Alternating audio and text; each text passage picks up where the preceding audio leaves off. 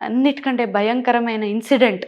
అసలు చరిత్రలోనే ఇదొక చాలా భయంకరమైనటువంటి ఇన్సిడెంట్ ఇది. కానీ ఇది అక్కడ నివసించేటటువంటి ఆ ప్రాంతంలో ఉన్న వాళ్ళకి కూడా తెలీదు ఈ విషయం. శ్రీరంగం అనేటటువంటి ఆలయం ఉంది. దివ్య దేశాల్లో అది చాలా ముఖ్యమైనటువంటి ఆలయం. దాని గురించి అవగాహన లేని వాళ్ళు ఉండరు. కానీ ఈ ఇన్సిడెంట్ గురించి మాత్రం చాలా మందికి అవగాహన ఉంటది. ఒకరోజు ఉలగ్ ఖాన్ అనేటటువంటి రూలర్ శ్రీరంగం పైన దండయాత్ర చేయడానికి వస్తాడు. రత్నాలు ఎన్నో ఉంటాయి, కానీ నాణ్యమైన రత్నం అతి తక్కువ ధరకే లభించే ఏకైక సంస్థ 6JVR. సౌత్ ఇండియాలోనే ద బెస్ట్ 6JVR. వచ్చినప్పుడు మీరు నమ్మరు, అక్కడ ఒక ఉత్సవం జరుగుతుంది. ఉత్తరాషాఢ నక్షత్రంలోనే ఏదో ఒక నక్షత్రం ఉంది. చాలా పెద్ద కైంకర్యం అన్నట్టు, అదొక చాలా పెద్ద పూజ అది. సో అక్కడికి అందరూ వస్తారన్నట్టు ఆ ఈవెంట్కి. ఆ ఒక్క రోజులోనే ఉలగ్ ఖాన్ చేసినటువంటి విధ్వంసం అంతా ఇంత కాదు. దగ్గరగా 13,000 మంది తలలు, శ్రీ వైష్ణవుల తలలు ఒకటే రోజులో నరికినటువంటి భయంకరమైన. ఎందుకు చేశాడు అలా? కారణం కన్వర్షన్ కోసం. Oh my god. ఈ ఆలయాన్ని వారికి ఇవ్వమని అడుగుతారు. ఎందుకంటే శ్రీరంగం అప్పట్లో చాలా రిచెస్ట్ టెంపుల్, చాలా గ్లోరీ ఉన్నటువంటి టెంపుల్, చాలా రిచ్ టెంపుల్. అక్కడ ఉన్నటువంటి ఆ ఆలయంలో ఉన్న ఆ ఉత్సవ విగ్రహాన్ని కూడా తిరుమలకు తరలించడం జరుగుతుంది, ఎక్కడ ఎత్తుకెళ్ళిపోతారు అని. ఇప్పటికీ అదే ఇప్పుడు మనకు, అందుకే రంగమండపం అని ఉంటుంది తిరుమలలో. ఆ రంగనాథ స్వామిని తీసుకెళ్ళి అక్కడ దాచిపెడతారు. తర్వాత కూడా నాకు తిరుపతి నుంచి ఎవరో ఫోన్ చేశారు, రంగమండపాన్ని తీసేశారండి తర్వాత, అది చాలా బాధాకరంగా ఉంది, దానికి ఒక చరిత్ర ఉంది, నేను మాట్లాడదాం అనుకుంటున్నానండి దీని మీద అని చెప్పానంటే తప్పకుండానండి అన్నాను. మళ్ళీ ఏమైందో ఆయన కాంటాక్ట్లో భలే గుర్తు చేశారే మీరు నాకు. అది there is some cosmic connection, అది బయటికి రావాలని ఉంది. నిజం. సో 13,000 శ్రీ వైష్ణవుల్ని ఒకే రోజు ఊచకోతలని చంపేసి వారి తలల్ని నరికేసినటువంటి భయంకరమైన విషయం.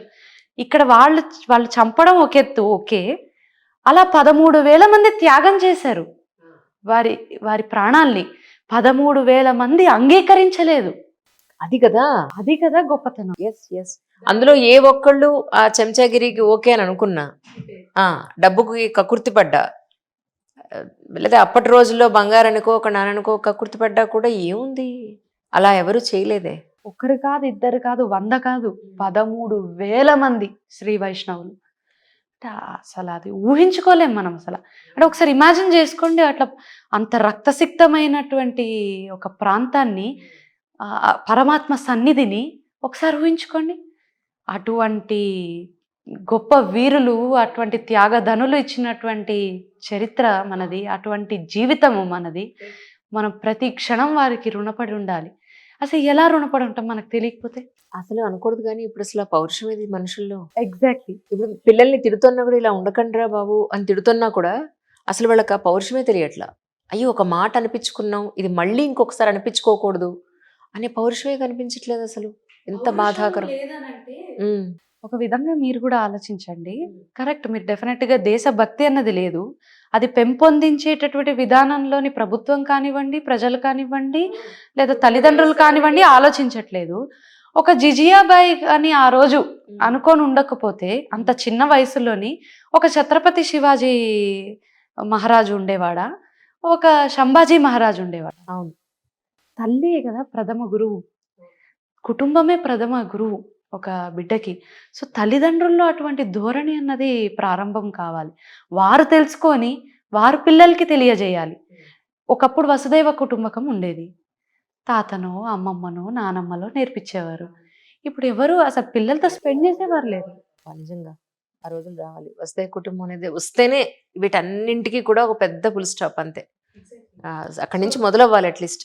సో అది నేర్పించేటటువంటి విధానంలోని మనము వెళ్ళినప్పుడు, ఆ చిన్న వయసులోనే ఛత్రపతి శివాజీ మహారాజ్ లాంటి వారు రామాయణ మహాభారతాలు తెలుసుకున్నారు కాబట్టి ఇది ధర్మము, దీనిని ఇలా సంరక్షించాలి, ఇది కరెక్ట్, ఇది తప్పు, ఓకే రాముడు ఇటువంటి జీవితాన్ని జీవించాడు, మనము ఇటువంటి జీవితాన్ని జీవించాలని తెలుసుకోగలిగారు. అలా ఒక జిజియాబాయి అనుకున్నారు కాబట్టి ఛత్రపతి ఇలాంటి విధానంలో మోల్డ్ అయ్యారు. సో అలాంటి ఒక స్టాండ్ అనేది తల్లిదండ్రులు కూడా తీసుకోవాలి. స్కూల్స్ తీసుకోవాలి, గవర్నమెంట్ తీసుకోవాలి. సో అటువంటి పాఠాల్ని ఇంట్రడ్యూస్ చేయాలి, అటువంటి లెసన్స్ని ఇంట్రడ్యూస్ చేయాలి. ఒక సపరేట్ బుక్ అన్నది ప్రింట్ చేయాలి ఇటువంటి గాథలన్నీ కూడా. అలా ఎంతోమంది ఉన్నారు.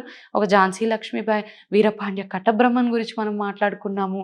మరి పృథ్వీరాజా అనేటటువంటి ఒక గొప్ప వీరుడు దాదాపుగా 10,000 మందిని ఒకటేసారి చంపి ఒక 100 మంది ఏమో మిగులుతారు. 10,000 మందిని చంపుతాడండి ఆయన ఒకటేసారి. ఒక్కడు కాదు షేర్ ఖాన్ 100 మందిని పంపన్నట్టు. మనం 100 మందికి ఆ సినిమాని అంత హిట్ చేశామే. మరి మరి మన చరిత్రలో నిజంగా ఒక ఫిక్షనల్ స్టోరీని మనం అంత హిట్ చేసాం. మరి real leaders, they are the real essence of Waller.